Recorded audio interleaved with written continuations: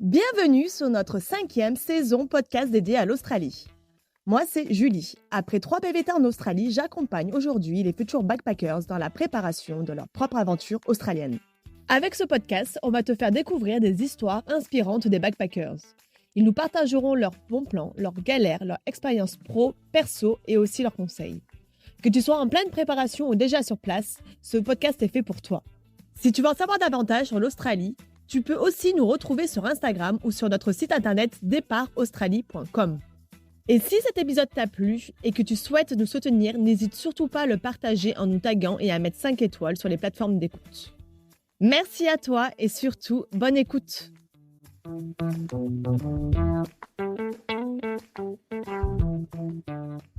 Aujourd'hui, je suis avec Gérard. Il va nous raconter son expérience et surtout expliquer l'importance de rencontrer du monde. C'est grâce à cette rencontre en auberge qu'il a pu tester différents jobs et qu'il est devenu prof et guide de motocross. Salut Gérard. Salut, comment ça va? Ça va super et toi?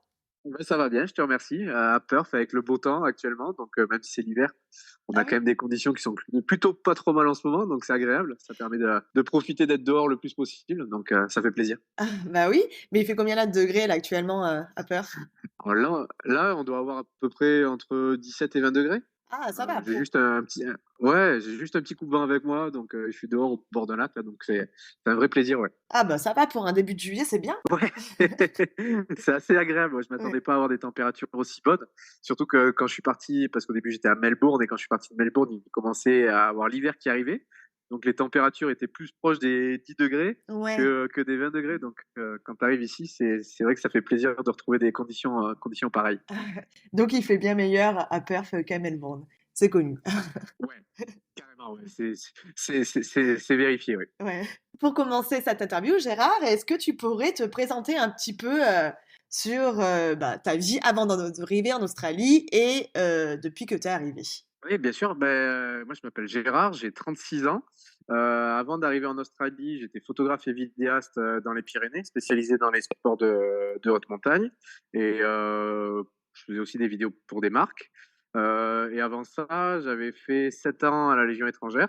Puis, vu que j'arrivais juste avant 36 ans, je me suis dit que c'était le dernier moment de faire le PVT en Australie parce que ça faisait, allez, pas loin de 12 ans que ça me trottait en tête de le faire. Et j'avais déjà fait un PVT et justement, j'étais venu en vacances en Australie et c'est là que ça m'avait donné envie de venir vivre à l'étranger.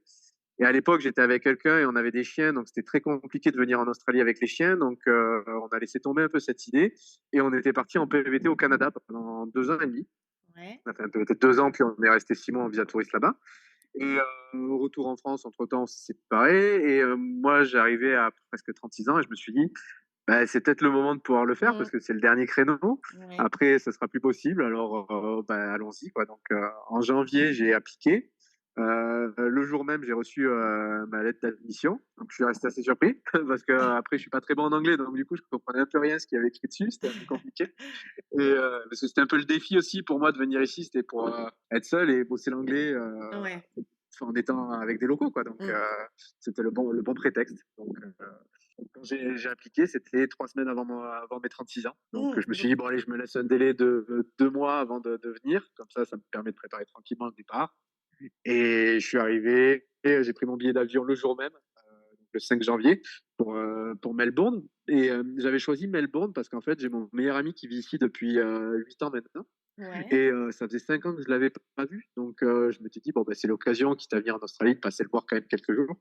Bon, pas de bol, on s'est croisés que 2 jours parce que lui, il rentrait en France pour les vacances et on ne savait pas. Ah, Donc, on a pu se voir vite fait, mais ça faisait déjà beaucoup plaisir. Et du coup, j'ai atterri à Melbourne le 27 mars dernier. d'accord. Tu as choisi comme ville d'arrivée Melbourne et tu as commencé par être dans une auberge de jeunesse.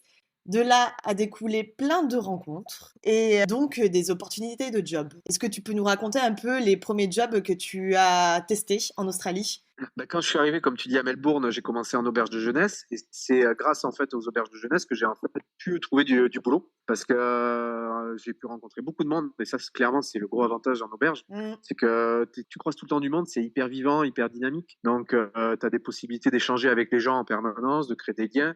Et justement, ces liens que tu crées, ces affinités que tu peux créer, ben, débouchent à des opportunités. Et moi, en fait, tous les tafs que j'ai eu sur Melbourne, ça a été grâce à des échanges et des liens que j'ai pu créer avec des gens. Et le premier taf que j'ai eu, parce qu'au début, je suis arrivé sur Melbourne, j'étais pas dans l'optique de trop travailler, j'étais plus dans l'optique de m'imprégner un peu de l'ambiance qu'il y avait ici. Mais j'ai quand même eu l'opportunité d'avoir du taf. Le premier que j'ai eu, c'était de décharger des containers sur le port à Melbourne. Et bon, ça, c'était quand même très, très physique, parce qu'on déchargeait des immenses plaques de bois toute la journée, avec un petit 15 minutes de pause au milieu. C'était Donc à la à la main? fin, pourtant, je suis... C'était à Comment? la main ou tu avais un Ouais, forklift c'était pour, c'était tout à la main. C'était ouais, tout tout à à la la main. force des bras, quoi? Mmh. Ouais, on était 5 pour décharger les containers. Et en gros, bah, tu fais un container à la journée, quoi, à 5, tellement que c'est lourd. Et Mmh. pourtant, l'effort physique, c'est pas quelque chose qui me dérange. Mais là, j'avais des crampes au biceps à la fin de la journée. C'était vraiment physique. Mais bon, ça permettait de taffer, commencer à rencontrer de nouvelles personnes. Et Mmh. ça, c'était vraiment intéressant. J'ai beaucoup aimé ce côté-là. Ensuite, par une personne que j'avais rencontrée aussi en auberge de jeunesse, qui lui avait trouvé un taf et il a eu cette opportunité de travail, mais ça l'intéressait pas.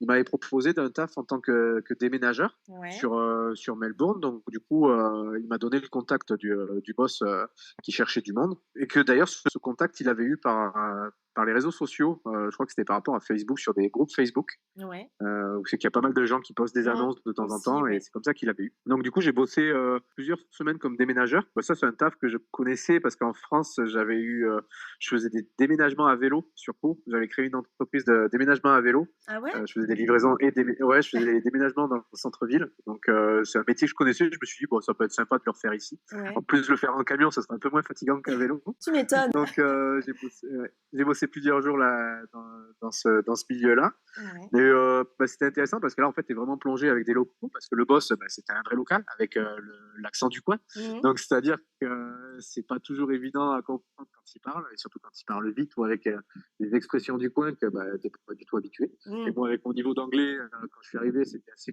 compliqué. Mais il y a quand même cette bienveillance en fait des gens qui sont quand même OK que tu gères pas très bien l'anglais, mais qu'en fait tu fasses l'effort d'apprendre et d'essayer de comprendre. Et en plus de ça, eux, comme lui ou d'autres m'ont dit, ben, nous on parle pas d'autres langues, donc en fait, Oui. toi, le fait que tu viennes et que tu essaies d'apprendre une langue, ils apprécient ce côté-là. Donc même si c'est pas facile de comprendre tout le temps et que des fois c'est un peu fatigant justement de pas y arriver, ben, tu sens quand même que t'es pas non plus mis de côté par rapport à ce côté-là. Donc ça Ouais. c'est super intéressant. Mais pareil, le déménagement, ça reste un métier quand même très physique parce que tu cours quand même pas mal en chômait pas, quoi. Mmh. Mais c'était sympa pour faire entrer 3-4 sous le temps d'être à l'auberge de jeunesse. Et ensuite, l'autre taf que j'avais fait quand j'étais sur Melbourne, c'est bah, le métier le plus simple que tu peux faire quand tu parles pas anglais ou que tu connais personne, c'est faire des livraisons Uber Eats. Donc, je faisais ça à vélo. Mmh. Sauf que pour faire le plus d'argent, la plupart des gens, ce qu'ils font, ils louent ou ils achètent, mais la plupart louent des vélos électriques ou des scooters. Et je me suis dit, bah non, je vais le faire avec un vélo classique. Donc, j'étais le seul dans l'auberge avec un vélo classique à faire les livraisons. J'étais épuisé à la fin de la soirée, mais bon, au moins, ça faisait rentrer un peu plus de sous. Et ça a commencé, ça a aidé aussi pour parler un peu l'anglais, parce qu'au final, quand tu vas livrer les commandes, ben, tu peux quand même parler un petit peu avec les gens. Donc, bon, c'est assez redondant parce que ce sont les mêmes choses que Mmh. tu dis. Mais au moins, ça te fait rencontrer du monde, ça te fait parler. J'ai trouvé ça cool et en même temps, ça fait faire du sport. Donc, et découvrir la ville aussi. Ça m'a permis Ouais. de connaître pas mal de quartiers de Melbourne que je ne connaissais pas. Parce que sur mes jours off, au final, j'allais me promener, mais souvent, vu que tu n'as pas de véhicule ou que tu es en transport en commun, tu vas pas forcément très loin. Et là, ça permettait de bouger un peu plus. Donc, c'était intéressant pour ça. Ouais. C'est taf que j'ai pu faire sur Melbourne. Tu es, venu ici pour, t'améliorer en anglais. Tes premiers jobs, tu as réussi à trouver en peu de temps. Est-ce qu'ils t'ont permis à t'améliorer en anglais? Ça m'a pas forcément permis de m'améliorer en anglais, mais ça m'a permis de prendre plus confiance en moi par rapport au fait de m'exprimer. Mmh.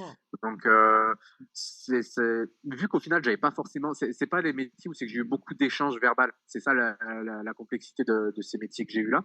C'est que tu n'échanges pas tant que ça. Tu travailles beaucoup, mais tu n'échanges pas tant que ça. Donc, Mmh. du coup, tu parles pas trop. Mais le peu que tu parles, déjà, ça t'aide à prendre confiance en toi. Mais en fait, ce qui m'a aidé surtout à progresser en anglais, ça a été surtout les rencontres que j'ai pu faire sur Melbourne, les échanges avec les différentes nationalités qui te permet de parler. Et après, bah, tu sors, tu vas boire un petit verre, tu essaies de parler, de te forcer à parler avec des gens à côté de toi. Ouais. Et ça, c'est vraiment ça en fait qui t'aide à progresser. Je te rassure, hein, ça fait 3 mois que je suis là et mon anglais il n'est pas extraordinaire, mais tu peux quand même bosser et tu peux quand même t'exprimer, te faire comprendre. Et ça, c'est hyper intéressant. Donc, ouais, il faut quand même se forcer à aller vers les gens, quoi. Si tu te forces pas, c'est très compliqué. Mmh. Ouais, bah, c'est, tout à fait les conseils qu'on donne en général, c'est de façon d'aller en auberge pour rencontrer le plus de personnes et se forcer et éviter, bien évidemment les Français, les Belges, enfin les francophones, quoi. C'est c'est tout à fait ça, mais c'est très dur d'éviter parce que Mmh. j'étais dans la même idée que ce que tu viens de dire là, d'éviter les francophones. Mais en fait, c'est tellement confortable de pouvoir Bah oui. t'exprimer en français que, surtout par exemple, tu vas avoir des sujets qui sont un peu complexes à dire dans une langue que tu ne maîtrises pas très bien. Donc, du coup, tu vas aller chercher la facilité. Donc, parfois, tu vas parler en français, mais c'est vrai que c'est bien d'éviter de le faire. Même, moi, le problème qu'il y a maintenant, c'est que je suis dans une compagnie où c'est qu'il y a beaucoup de Français, donc du coup, souvent on s'exprime en français, c'est un peu plus simple. Mais après, il y a les échanges avec les locaux qui permettent de travailler l'anglais, Mmh. quoi. Donc, mais là, il faut vraiment se forcer à aller vers les locaux, quoi, pour pouvoir le parler. Ouais, tout à fait. Donc, tu as commencé par Melbourne. Est-ce que c'est une ville que tu conseilles et pourquoi? Personnellement, moi, c'est pas le genre de ville que j'apprécie énormément, même si elle est géniale. C'est juste que pour moi, c'est une ville qui est très très dynamique. Donc en fait, si les gens qui aiment les villes dynamiques, déjà qui aiment la ville, moi je suis pas quelqu'un qui aime la ville particulièrement, donc c'est vrai que pour moi il y a ce décalage-là. Mais j'ai trouvé intéressant parce que ça me permet de découvrir d'autres choses. Melbourne, je trouve que si les gens veulent quelque chose qui bouge, c'est qu'on peut faire la fête, qu'on peut voir beaucoup de monde, qu'on peut même culturellement découvrir des choses, c'est une super ville pour ça. Moi, c'est pas forcément ce que je recherche. J'aime les choses quand même plus tranquilles et plus calmes. Donc c'est vrai que ça me correspondait pas forcément. C'est aussi pour ça que je souhaitais pas rester sur Melbourne. Donc, c'est peut-être, pour ça que tu es parti plutôt sur la côte ouest, donc à Perth et que tu as Ouais, trouvé un travail peu commun. Donc, vas-y, explique-nous, comment as-tu trouvé ce travail et quel est ton travail actuellement? ben pareil, en fait, ce taf, je l'ai trouvé grâce aux rencontres que j'ai pu faire en auberge de jeunesse. C'est en fait, j'avais sympathisé avec un Français avec qui je m'entendais très bien et qui lui préparait son working holiday en Nouvelle-Zélande et qui avait eu cette opportunité de travail que je vais parler juste après. Et il m'a dit, bah, écoute, ça t'intéresserait pas? Moi, là, je pars en Nouvelle-Zélande, donc j'ai pas envie d'aller sur Perth pour quelques mois et ensuite partir en Nouvelle-Zélande. Donc, est-ce que ça te dirait? Donc, bah, moi, j'ai dit oui carrément. Le taf, en fait, c'est un taf le terme ici, c'est motocross teacher, un tour quad guide. Donc, en fait, je donne des cours de motocross le matin et l'après-midi, je fais faire des tours en quad aux touristes, en fait, dans le bush australien. Du coup, je me suis dit, ouais, carrément, ça va me permettre d'aller découvrir Perth parce que je connaissais pas et ça m'intéressait d'aller faire un tour vers là-bas. Vu que c'est quand même à l'opposé du pays, donc quitte à aller à l'autre bout du pays, autant avoir une opportunité de travail, je me suis décidé pour y aller. Donc, c'est comme ça que j'ai contacté le boss avec qui j'ai eu une interview, ça s'est très bien passé et qui m'a dit, bah, écoute, et on bosse ensemble. Donc, j'ai pris mon billet d'avion et une semaine après, je suis parti direction Perth. Mais du coup, pendant l'interview, est-ce qu'il t'a demandé d'avoir, des retours d'expérience? Est-ce que tu avais déjà fait de la motocross? Est-ce que tu avais déjà fait du quad? Est-ce qu'il te demandait, de l'expérience dans ce domaine? Alors non, il ne demandait pas d'expérience parce que par exemple, mon collègue qui devait y aller à la base, lui n'avait aucune expérience, mais c'était OK pour lui. Mais moi, j'avais une petite expérience parce que quand j'étais à la Légion étrangère, pendant 6 mois, j'ai formé des gars de la Légion étrangère à passer les permis moto. Mmh. Donc j'avais une petite expérience parce que j'avais fait un peu de motocross quand j'étais plus jeune, mais vraiment un petit peu. Après, j'avais mon permis de moto en France. Je sais que j'avais fait un peu de moto, j'avais eu quelques motos, mais bon, rien d'extraordinaire non plus, c'était pas un niveau de fou. Par contre, du quad, j'en avais jamais fait. Mais en fait, lui, ce qui a le plus intéressé mon boss, c'était mon profil un peu pédagogique du fait d'avoir formé des gens. Donc, Ouais. mais c'est un taf qu'on peut faire sans avoir d'expérience dans le métier. Par exemple, les autres personnes qui sont dans l'entreprise n'avaient pas d'expérience forcément en moto ou en quad quand ils sont arrivés. Donc, c'est un métier qui est quand même assez ouvert à tout le monde, je pense. D'accord. Et c'est juste après, en fonction du profil et du feeling que les gens peuvent avoir les uns et les autres. Donc, tu as été reformé pendant quelques jours. Ouais, c'est ça. Pendant la première semaine, en fait, j'ai avec le boss, c'est lui qui faisait four moto et qui faisait faire les tours en quad. Mhm. Et moi, je l'accompagnais, je regardais ce qu'il disait, comment il faisait, et j'ai appris comme ça, en fait, sur le tas, tout simplement, sur le tas, pendant une semaine à apprendre comment régler les problèmes que tu peux avoir, des petits problèmes mécaniques que tu peux rencontrer, les problèmes avec les gens aussi, des petits problèmes d'encaissement, tout ce que tu peux retrouver dans une entreprise, en fait, il t'apprend à te le former, il te forme sur le tas. Et là, les clients, ce sont essentiellement des Australiens? Pas forcément que des Australiens, c'est beaucoup international. Très peu de Français, en revanche. Beaucoup d'Asiatiques. Pour les cours moto, ouais, pour les cours moto, parce qu'en fait, il peut y avoir des cours moto, des locations, et après des tours en quad. Et sur les cours moto, il y a pas mal d'Australiens, de locaux, très peu d'étrangers. Par contre, pour les locations, il y a beaucoup d'étrangers. Pour les tours en quad, il y a beaucoup d'étrangers aussi, ouais. Donc, ton anglais, il... Ça aide énormément pour Voilà. progresser on va dire, dans un domaine technique. Ça aide beaucoup pour ça, sur les expressions, sur comment t'exprimer pour donner des leçons, ce genre de choses. C'est vraiment génial pour ça. Mais ça ne demande pas non plus un niveau d'anglais monstrueux, en fait. Donc, parce que même la plupart des gens qui viennent sur les cours ne sont pas forcément des gens qui ont une grosse maîtrise de l'anglais aussi. Je me suis rendu compte. Donc, ça fait que tu arrives facilement à te faire comprendre en t'exprimant. Et après, le soir, tu vas sur Google, tu cherches les mots qui t'intéressent pour pouvoir t'exprimer plus facilement et tu progresses comme ça, quoi. Ouais, Donc, oui. mais c'est vrai qu'en 3 mois, ouais, ça aide à progresser. Ouais. Et tu m'avais parlé aussi du permis poids lourd. Donc, tu as dû passer quelques formations avant de commencer ce travail. Tout à fait, ouais. Pour obtenir ce job, il fallait que je passe mon permis poids lourd et le first aid. Le first aid, c'est l'équivalent, on va dire, des premiers secours en France. Mais le truc basique, je crois qu'en France, c'est le PSC1. Ou, ouais, le PSC1. Ouais, je crois que c'est ça. c'est ça. Donc, c'est les premiers secours de base. Comment faire un massage cardiaque, comment appeler les secours, voilà, comment bander une plaie s'il y a une blessure. Voilà, quelque chose de très basique. Et même ça, avec mon niveau d'anglais, j'ai réussi à l'avoir. Donc, ici, c'est vrai que pour les formations, c'est un peu plus facile pour les obtenir. Et du coup, j'ai eu aussi besoin de passer mon permis poids lourd. J'ai été hyper surpris parce qu'en fait, le permis poids lourd, tu l'as en une journée ici. En 1 heure, tu peux l'avoir. C'est-à-dire que tu vas t'inscrire. Moi, ce que j'ai fait, vu que mon anglais était pas bon, ma conduite à gauche, j'avais pas l'habitude de conduire à gauche, donc je me suis dit, pour conduire un poids lourd, vaut mieux prendre des leçons. Donc, tu as on va dire des packs pour passer ton permis poids lourd, des heures de conduite, tu as l'examen théorique et l'examen pratique. Et en fait, si tu le veux, tu peux juste venir pour passer le théorique et le pratique. Donc, ça coûte beaucoup moins cher. Mais bon, si tu es à l'aise avec l'anglais et avec les camions, faut faire comme ça, quoi. Mais bon, moi, c'était pas le cas, donc je me suis dit, autant prendre le pack. Du coup, même pour l'examen théorique, c'était hyper facile parce que tu passes un examen sur un ordinateur et tu peux avoir Google Traduction à côté de toi s'il y a besoin pour pouvoir traduire quand tu comprends pas. Pas exactement comme en France où c'est que tu vas avoir des photos avec un choix multiple, c'est juste des phrases et répondre aux questions. Donc, question A, question B, question C. Donc, c'est relativement simple. Et si tu te rates, tu peux recommencer plusieurs fois. Donc ça, c'est bien. Ouais, donc en fait, il n'y a rien de très compliqué. Donc, tu peux te rater plusieurs fois, il n'y a aucun problème. Tu l'auras à la fin, quoi. Et après, pour la conduite, par contre, c'est un peu plus stressant parce que tu as l'examinateur avec toi et en plus de ça, tu es filmé. Donc, moi, j'ai trouvé ça très stressant d'avoir une caméra qui me filme pour un examen. Ouais. Mais bon, j'ai quand même réussi à l'avoir. Donc, c'est pas si pire, comme je dis. Et après, il n'y a rien de très compliqué, tu l'as très facilement. Donc, en plus, tu peux avoir soit une boîte manuelle, soit une boîte automatique en fonction du permis que tu peux passer. Ouais.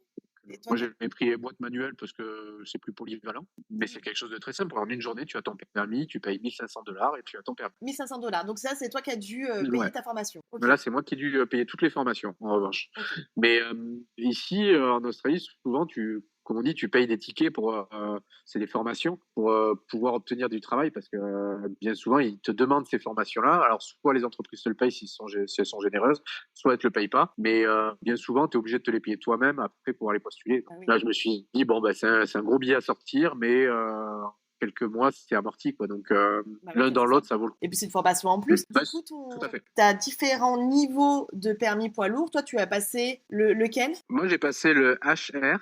Le Heavy Rigid License. Okay. Et le premier de base, c'est le MR, après tu as le HR, après tu as le MC. Le MC, c'est vraiment le gros pour conduire les gros camions avec plusieurs remorques. Ouais. Et moi, c'est un peu l'intermédiaire que j'ai pris, c'est celui qui est le plus polyvalent en fait, en fonction de ce que tu veux faire. Là, par exemple, même si par exemple j'arrête ce taf, avec ce permis-là, je vais pouvoir travailler comme livreur avec des camions. Il y a plein de métiers sur site qu'on peut trouver avec ce permis-là, donc c'est surtout qu'il est à peine $200 plus cher que le premier permis, donc choisir vaut mieux prendre celui-là. De toute façon, l'un dans l'autre, ta formation n'est pas perdue. Non, tout à fait. Dans tous les cas, c'est quelque chose qui pourra servir par les mois qui restent si un jour je change d'activité. Et là, ce permis te permet de transporter les quads et les motocross. Ouais, c'est ça, parce qu'en fait, le hangar où c'est que tous les véhicules sont stockés, c'est pas le même endroit où c'est que j'amène les gens faire les tours en quad et je donne les leçons. Donc du coup, j'ai besoin de déplacer toutes les motos et les quads tous les jours pour aller sur un site qui est dédié au nord de Perth, qui est à Pinjar exactement. Et c'est un genre d'espace qui est dédié au sport motorisé. Donc il y a même des circuits de route pour les sports motorisés, pour les voitures et les motos. Il y a un karting et après il y a un immense, je sais pas combien d'hectares, mais c'est vraiment très très grand. C'est une genre de forêt de pins qui est magnifique. C'est que là il y a plein d'espaces dédiés pour les civils aussi, les gens qui veulent venir tout seuls avec leur moto, ils peuvent venir en faire aussi. Mais c'est vraiment un espace qui est dédié à ce sport-là, donc c'est bien, c'est localisé, donc ça dérange pas tout le monde non plus. Il y a que les gens qui font de la moto ou du sport motorisé qui viennent là, donc je trouve ça assez intéressant cette vision aussi de pouvoir offrir un espace aux gens qui veulent pratiquer. Donc voilà, du coup j'ai besoin du camion pour déplacer tous les véhicules et amener ces véhicules à cet endroit-là. Et est-ce que tu peux nous parler un peu des avantages que tu as à faire ce travail? Ben pour moi, les avantages qu'il y a, en tout cas dans l'entreprise dans laquelle je travaille, c'est que j'ai un véhicule de fonction. Donc, ça me permet quand même de pouvoir déjà aller au travail avec et de pouvoir l'utiliser aussi sur mon temps libre, parce que j'ai le droit de pouvoir l'utiliser sur mon temps libre. Donc, au moins, je peux bouger un peu autour de Perth. Et ça, c'est pas mal parce que l'inconvénient que j'ai trouvé à Perth, c'est qu'avec les transports en commun, souvent, ils sont pas forcément à l'heure. Ça m'est arrivé plusieurs fois de vouloir prendre le bus et qu'en fait, le bus, il soit pas là. Il soit déjà passé et moi j'attends un moment et me dire bah non en fait le bus il est pas là quoi. Donc le véhicule ici c'est quand même, je dirais pas primordial, mais c'est un énorme plus pour pouvoir bouger facilement. Et après sinon je dirais que le plus aussi c'est au niveau de la rémunération. Je suis payé à $35 de l'heure, donc c'est pas trop mal quand même par rapport à la plupart des métiers qu'on peut trouver ici. Donc ça c'est un peu les plus, et les moins je dirais c'est quand même un peu routinier comme activité, donc on fait souvent les mêmes choses, et que aussi s'il n'y a pas de réservation, ben t'es pas payé. Donc du coup ça c'est un peu les points négatifs. Mais le point fort, entre guillemets, qu'il y a là-dedans, c'est que mon boss, pour compléter les heures, faire au minimum 40 heures, il me fait rénover des maisons à côté. Donc ça fait que je fais aussi de la construction à côté pour être au minimum à 40 heures semaine. Ouais, bah ça c'est cool ça. Et du coup, il te demande quoi comme rénovation? Enfin, tu fais quoi? La peinture, la démolition? J'ai fait pas mal de choses jusqu'à présent. Alors j'ai fait beaucoup de peinture, j'ai fait pas mal de plâtre aussi, de la rénovation de fissures, j'ai fait de la maçonnerie, de l'isolation de toiture. Qu'est-ce que j'ai fait d'autre? Tant que je réfléchisse, parce qu'il y en a quand même eu pas mal. Il y a du carrelage que je vais faire prochainement aussi. Ça, par contre, je ne connaissais pas du tout, donc ça va être un énorme challenge pour moi. Mais en gros, ouais, c'est à peu près tout ce que j'ai fait jusqu'à présent. Mais est-ce que tu es seul ou tu bosses avec ton patron à ce moment-là pour qu'il te dise ce qu'il y a à bosse faire, toujours tout seul. Je bosse toujours tout seul. Il me donne juste les consignes de ce qu'il faut faire et moi, en fait, ensuite je les applique. Donc le carrelage, tu vas regarder un tuto YouTube et let's go. Ça risque d'être ça. D'accord. Je t'avoue, pour le plâtre, ça a été ça. J'ai regardé un tuto YouTube pour savoir les proportions qu'il fallait que je mette exactement pour pas que ce soit trop liquide ou trop épais. Donc YouTube est très bien pour t'aider dans plein de choses. Même pour apprendre l'anglais, je m'en suis servi 2-3 fois. Mais oui. Bon, bah si tu t'en es bien sorti, s'il en est content, tant mieux. Hein. On est très content, donc c'est très bien. Bah ouais. Et tu m'avais dit aussi que tu étais logé aussi par ton boss. Oui, tout à fait. Vu qu'il a plusieurs maisons, en fait, il me loge dans une des maisons où il est. Et du coup, j'ai une chambre là-bas. J'ai accepté parce que en fait, c'était moins cher qu'à l'hostel. J'avais regardé les hostels ici, les auberges de jeunesse, c'était plus sur du $350 la semaine. Ouais. Et là, j'étais plus sur du 250. Donc, c'était quand même plus intéressant pour faire un peu plus d'argent. Donc, c'est pour ça que j'ai accepté d'être logé là. Mais l'inconvénient, c'est que maintenant, je suis hyper isolé. Ouais. Donc, depuis que je suis à Perth, en fait, je rencontre quasiment plus personne. Le seul moyen que j'ai maintenant pour rencontrer des gens, c'est que vu que je fais quand même pas mal de sport et je fais beaucoup d'escalade, je vais dans les salles d'escalade et ça me permet de rencontrer du monde un peu là. Ouais. Sinon, après, je rencontre personne, vu qu'après, moi, je suis pas trop quelqu'un qui va en boîte de nuit ou qui veut faire la fête. Donc, c'est pas trop des lieux que je fréquente. Donc, j'essaie d'aller faire des choses que j'aime, c'est que je pourrais potentiellement rencontrer des gens qui sont un peu dans le même univers que moi. Dans les salles d'escalade, tu rencontres des personnes seulement australiennes ou d'autres nationalités? Et ben, pour le moment, dans les salles d'escalade, j'ai rencontré que des étrangers. Ça a été des Brésiliens, ça a été des Chinois, ça a été quelques Australiens aussi, effectivement. Donc c'est assez varié. Ouais. Tu peux rencontrer un peu de tout. Quelques Français, mais j'ai évité de trop parler avec les Français. Ah. Mais justement, pour pouvoir bosser mon anglais, je parle Ouais, quand même un peu avec les Français. Je suis pas non plus. Je mets pas tout le monde de côté, je mets pas les gens de côté, mais c'est vrai que j'ai envie de favoriser cet anglais, donc plus les rencontres avec les étrangers, ouais. Même si ça fait toujours plaisir de parler français, quoi. Ouais, parce que toi, ton but vraiment, bon, peut-être pas devenir bilingue, mais c'est d'avoir un très bon niveau d'anglais à la fin de ton année de PVT. Ben, mon but d'être venu ici, ouais, c'était vraiment de travailler l'anglais, pas Mm. forcément avoir un excellent niveau, mais pouvoir être à l'aise dans toutes les situations pour pouvoir m'exprimer. Et le deuxième point de ma venue ici, c'était pour faire de l'argent. Donc, ça n'a pas été dans une optique de voyage parce que l'Australie, c'est un très très beau pays, il y a des endroits fantastiques, mais c'est pas un pays dans lequel j'aurais le plus d'affinité, parce que moi j'ai plus un attrait pour la montagne Ouais. que pour les plaines, même s'il y a des montagnes ici, même si elles sont différentes. J'adore le paysage, c'est magnifique. Franchement, il y a des forêts qui sont grandioses, les plages, elles sont incroyablement belles. Hier, j'étais par exemple à Lancelin, les plages de sable blanc avec les dunes, c'était incroyable. Mais l'affection n'est pas la même que dans un milieu comme on peut avoir par exemple dans le centre de l'Europe ou au Canada, où c'est qu'on a des grosses montagnes. C'est vraiment différent, mais c'est très beau. Clairement, c'est vraiment très beau. Bah donc, pour conclure cette interview, est-ce que tu pourrais nous raconter ton meilleur souvenir que tu as vécu en Australie? Je pense que mon meilleur souvenir, c'est quand même quand je suis arrivé. Déjà, je suis arrivé, c'était tôt le matin. Donc, quand j'ai survolé l'Australie, en fait, c'était le lever de soleil. Donc, il y avait un lever de soleil assez incroyable depuis le hublot. Donc, c'était assez merveilleux de me dire qu'en plus, je venais tout seul ici, en Australie. Parce que c'était quand même quelque chose qui, pour moi, était un peu compliqué de voyager seul. J'ai toujours voyagé avec du monde. Et là, c'était aussi le défi de venir en Australie, c'était de partir seul dans un pays où je maîtrise pas la langue. Et ben là, cette fois-ci, je vais être confronté à moi-même et me débrouiller tout seul, quoi. Et quand je suis arrivé, du coup, il y avait ce lever de soleil et il y avait mon meilleur ami qui m'attendait à l'aéroport, que j'avais pas revu, comme je disais, depuis longtemps. Ça fait 5 ans, plus de 5 ans peut-être même. Et de le revoir, en fait, ça m'a fait tellement chaud au cœur de me sentir accueilli ici par lui, dans le pays dans lequel il vit, où c'est que maintenant il a la nationalité en plus. Donc ça m'a fait énormément de bien. Et je pense que c'est mon plus beau moment en Australie, c'est celui-là, c'est celui de l'arrivée. Ouais, Donc bah, ça sera celui-ci, ouais. bah, c'est chouette, mais c'était une surprise ou c'était prévu qu'il vienne te chercher? C'était pas certain parce qu'il travaille beaucoup et du coup jusqu'à ma dernière escale, c'était pas sûr qu'il soit là. D'accord. Parce que j'ai fait plusieurs escales. J'ai fait une escale à Londres et une escale à Kuala Lumpur. Quand j'ai eu 4 heures d'escale à Kuala Lumpur, et là, il m'a envoyé un message en me disant c'est bon, je serai là. Donc, en gros, 7 heures avant que j'atterrisse, j'ai su qu'il serait là.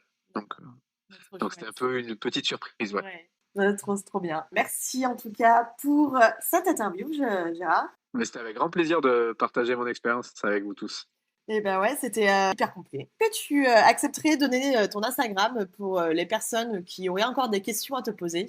Oui, bien sûr, qu'ils n'hésitent pas à me poser des questions, je serais ravi de pouvoir répondre parce que bon, c'est un peu ça aussi, c'est le fait de partager et s'entraider tous comme on peut. Du coup, mon Insta, c'est Gérard Ganglion. Gérard, comme comme les oncles et les grands-parents, et Ganglion comme le ganglion. Voilà, tout Eh simplement. ben génial. Ben, je te remercie encore et je te dis à bientôt. Avec grand plaisir, je te souhaite une bonne journée. Merci.